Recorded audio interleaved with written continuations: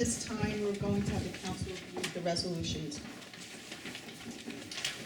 Resolution number 1, we the members of Emmanuel Evangelical Lutheran Church hereby resolve that the minutes of the 2004 annual meeting, which have been approved by the council, church council, and the minutes of the 2024 budget meeting be received and filled without a special reading at this meeting. Resolution number 2, we, the members of Emmanuel Evangelical Lutheran Church, hereby resolve that all written reports be received and placed on file without a special reading at this meeting.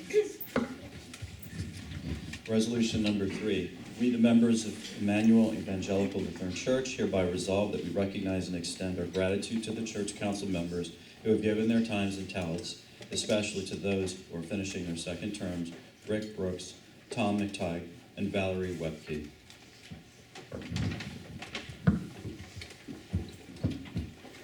Resolution number 4, we, the members of Emmanuel Evangelical Lutheran Church, hereby resolve that we remember with joy and thanksgiving the following members, past members, Anne Marie Carlson, Rosa Diem, and William Schmitz. We also remember with tenderness and compassion those of our Emmanuel families who have lost loved ones this year. Resolution number 5. We, the members of Emmanuel Evangelical Lutheran Church, hereby resolve that we will welcome and rejoice to those who have officially joined our church in the past year. Kenda Ward. We also rejoice with those who have been confirmed during this time. Brady McTighe and David Santiago. We also welcome and rejoice with those who have been baptized into the faith over the past year. Grayson Gennaro Barron, Bennett Pierce Swinsky, and Rosalie Laura Testa. Resolution number 6, we, the members of Emmanuel Evangelical Lutheran Church, hereby resolve that we recognize and extend our deep felt gratitude to our deacons for their assistance in ministering the love of God with such dedication and faithfulness and continued ministry. Bill Bello, Barbara Meeberg, Karen Normey, Nancy Schoner, and Victoria Lee Struess. Resolution number 7, we, the members of Emmanuel Evangelical Lutheran Church, hereby resolve that we recognize and extend our gratitude to our staff, whose time and talents have enhanced Emmanuel's ministry. Our pastor, Reverend Kevin O'Hara, our director of music and organist, Deborah Jones Norberto, our director of handbells, Aiko Cornelius, our office administrator, Katie Kokovinas and Dee Fergan, our controller, Louise Edelman, our Pleasant Hill Nursery School director, Maureen McArdle, and custodial staff, Rick Ricardo Urubi of R&S Cleaners.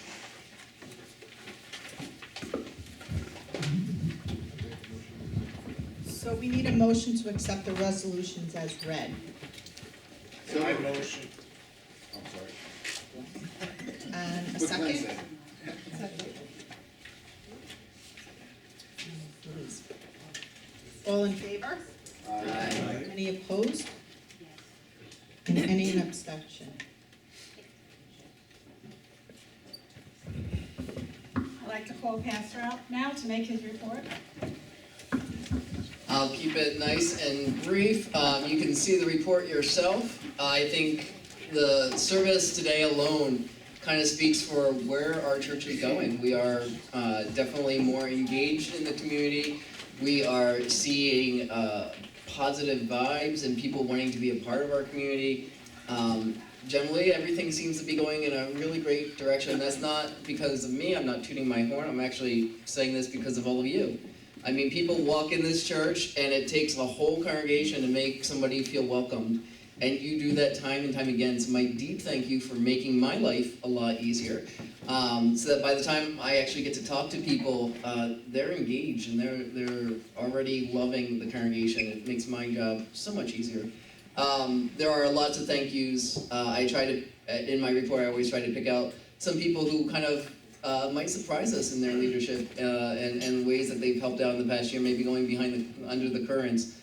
So feel free. I know I've left so many people out because, as I said in my report, Dee was holding me hostage in my office until I wrote my report, and I was ready for lunch at that point. So my apologies if I did leave you out. Let me know, and I'll make that right. Otherwise, everything seems to be going on track. So thank you to an amazing council. I want to especially thank Val, Tom, and Rick for all the amazing support that they have given over their time here on council. And all three of them will definitely be missed. So you take a year off and you come back. That's good. Any questions or? Thank you. Sorry. Darlene Esposito is now going to give her report as our great president. Thank you. I just want to take a moment to honor Pastor, who is celebrating his 4th anniversary with us. So, it is flowers and fruit, which symbolizes growth and renewal, which is very fitting, and which leads me to my report. So I just have to say, Pastor Kevin has really has brought us into a bright and promising future. I too have led, I'm just a small part of that, and I too have probably left many people out, but here's what I've learned in the years since I've been president. And I'm trying to capture it in my report, but it's the Ed and Doug who come and make sure that our church is warm. It's for Cindy, putting the little signs in front of our church welcoming. It's the careful planning of each service and the artistic talents of Lynn, the bulletins and the banner. It's the success of our VBS, which was led by Val this summer. And honestly, I could go on, but there's just endless amount of people that make everything thrive. It's Jesse here who's make sure that it's filmed. But honestly, this is our church family, and together we share a mission, and we're all part of this. And I'm grateful to be just a small piece of that. Okay, we're going to refer to page 25, the nominating committee for this year. The nominating committee presented this to council and it's been approved. The class of 26 were elected in 2023. Roger Kent was an appointed term. Myself, Gigi Reifenhauser, Sandy Wynot. Class of 27 were elected in 2024. Linda Collins, her first term. Darlene Esposito, second term. Greg Gonzalez, first term. Ernst Riefenhauser, first term. Class of 28 proposed for 2025, Jerry Falco, Sonia Mayberg, and Suzanne Cantatori. And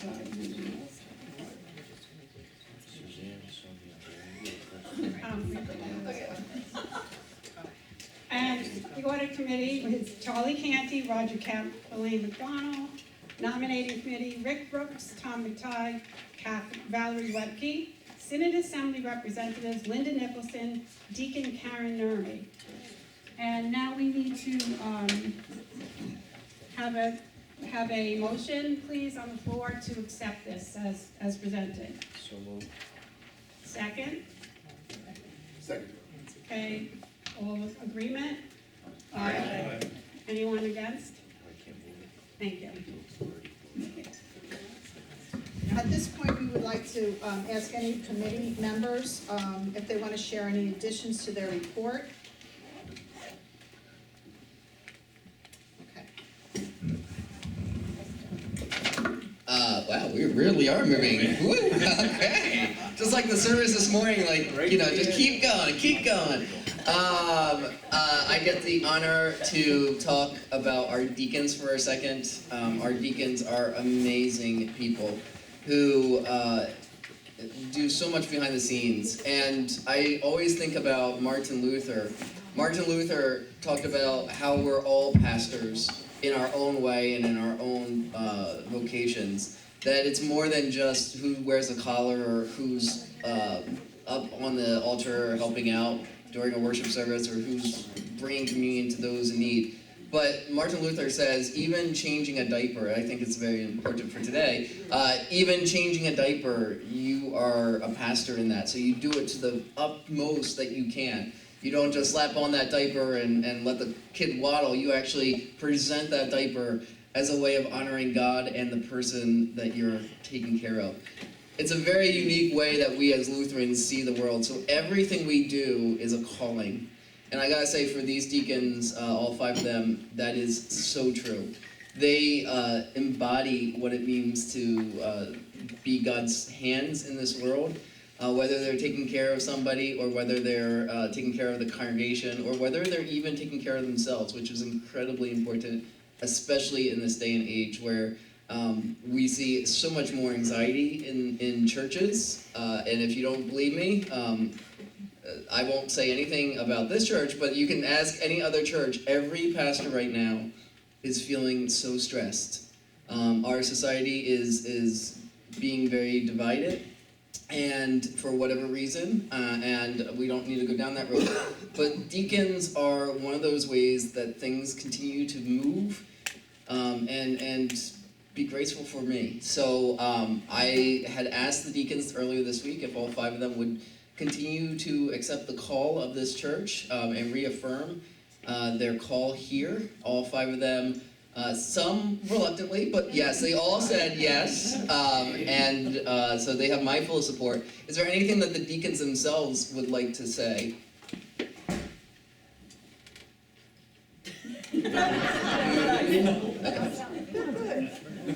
So that I would like for somebody to make a motion. What am I supposed to say?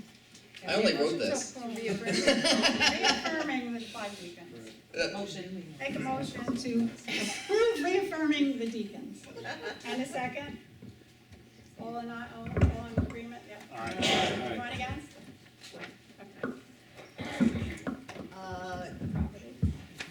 Doug, I'm not, do you want to come up at this time to have some brief remarks about the stucco outside the building? And then you could see the proposal in the report here. It's on page 48. Oh. Okay. Good morning. Rick, Ed, and myself, along with the Properties Committee, worked, over a year ago, started this, I guess. We had some realization that the paint was peeling off the building, it looks terrible. How do we fix it? We went through several different painting contractors and came to the realization that painting it is just going to be a Band-Aid over the problem that we have. So we came up with a solution. The solution was to paint the trim, which we have already done in the fall, and then actually re-stucco the building itself so that it will stay white like it was. And will last for many years without having to redo anything except for pressure washing and cleaning. So the costs were on the high side, upwards of $100,000, just under $100,000 to paint the whole building, to down to as low as maybe a combination of about 50 or 40 something thousand. With this scenario, we're going to come in about in the middle of that. We've already spent around $25,000 between painting and repairs and caulking of the building for most of all of the brown trim, and they painted the soffits that are outside. So we are left with, which I tried to get a congregational approval a few months or a month ago, but didn't work out because we needed to have 2 weeks at least of notification. So we're here today to approve a proposal that's in front that the committee has already approved and the council's already reviewed. So because of it, it's more than $25,000 worth of work, which is just under 50 now. Which 50 and 25 would be the total 75,000 that we will have spent if we approve this, on redoing the face of our church. If anyone has any questions about the stucco or the process or any questions at all, you can. The only thing I would say, it's a very specialized technique, and only certain people can do it, right? Yes, the gentleman that was hired, we had a couple of different stucco companies come out. I do want to back up for 1 second, like, several of the painting contractors actually backed out because they weren't 100% sure they were gonna be able to solve the problem that we have. And that became our problem as a committee. How do we solve this? You know, how do we make this right and not have have an ongoing problem? So, yes, the answer is, it's a very specialized process. It's not the same process as the old process where it's actually cement and with a white cement and applied like that, but it's now more of a latex product. Similar to what they used on an EFIS system, which, if anybody knows, a lot of the residential housing, it's put over various different substrates, but can be done on top of an insulation or foam board. But this case, we're going to grind and remove, pressure wash all of the loose paint that's on the building, on the white areas, obviously. And where it's ground and been removed, then we're gonna apply with a thin coat of like cement-based product and a fiberglass mesh. Once that is applied to the outside, that's what's gonna hold everything and bond. And then the more flexible added white stucco is gonna be put on top of that. That's why it costs so much, because it's actually, It's like a 3-part process. Yeah, I mean, actually, if you went and did the old process stucco, it'll be cost more. So it's a streamlined process. It should last us a lot longer than having to paint every 5 years, and God knows we haven't painted in 5 years for our outside, so. And what's the color that you're, will we go back to the original? Is it gonna be stuccoed white, or is it? Stuccoed white, Okay. our original color. It's been a unanimous decision amongst the properties committee, and I don't think I've heard one objection from anyone in the congregation otherwise. So, You have a question? Louise? Louise? Doug, how long, once we started, how long does it around? For the stucco process? Yeah, Yeah, so it's a few weeks. okay. And you would do it in the summer? Well, we were gonna try and do this in the spring. Okay. We could push it to the summer. I guess it makes it that we're actually gonna try and do it in the fall, but we were worried that we were gonna hit weather. Yeah. Which was a good thing, because it got cold quick. It was warm, and then all of a sudden it was cold. And then we would have been stopped in the middle of it, which we didn't wanna have. So it's a couple of weeks. The guys will be all around the building. They'll be doing it with lifts. And once it's done, it's gonna be beautiful. How will this impact the nursery school if you do it in the spring? Well, they will know, just as the painters were here when the nursery school was in process, and you know, that there'll be people outside of the building in those areas, and they'll be notified when and where. And it wasn't a problem already, so we were okay. We just parked on the street. If there's sanding going on, there's gonna be dust in the air, and they can't really have the windows closed when that's happening, so as long as it just. You mean the windows open? Well, They can't have the windows open. if open, there's yeah, we'll sanding. have to have them closed. It's kinda hard to have them closed, cause it does get pretty warm up there sometimes, even without it. So we'll have to Just- coordinate that. Yeah, It's spring, no, just it's coordination spring, with them, just, Yeah. Maybe we'll do it on a cooler day. No wind. And bring them downstairs or to the other side of the wing when they're working on the just as long east as that side and the west. coordination happens, because you don't want parents being upset that. Absolutely, understand. That's a Yep. good point. But course. I would have to add to that, because we have a board in place, and Pastor and I and Helene are on it, we're pretty much in constant communication with them about the timeline, so they'll be aware. I don't think it was a problem for the other painting, was it, for the It was just a little. little organization, I'm sure. We could have done a little bit better communicating back and forth between all the needs, but we managed it. So we just want to always be on top of that. So that'll be something that we talk at our board meeting, we're having one next week, so we'll just make sure she's aware of that, and that's a good point to bring up. Does the nursery school shut down, like for the, you know, like a spring break or Easter break or something like that? Do they ever? They follow the For a week? Pleasantville school calendar. Yes, but 1 week is probably not enough to But at make it least we- happen. We could at least get it started, I don't know. In all honesty, we tried to get it done last summer, and it didn't happen, because there were so many complications on how to get to the point that we can guarantee a product that's gonna work. And that delayed us a lot. Well, it's good that you took the time to make sure that it was the right thing for us, right decision for us. We hope so. We are. Do you want to ask another question? Anybody else have another question? So since the council has already motioned and seconded, we just need to end with, all in favor with the proposal for the stucco. All in favor? Aye. Any opposed? Any abstaining? Okay, that's great. Darlene, sorry, can I just add one thing? Rick's not able to be here, but he wanted to make sure to say thank you and call out Doug and his team, because we're so lucky to have that expertise in-house and everyone's in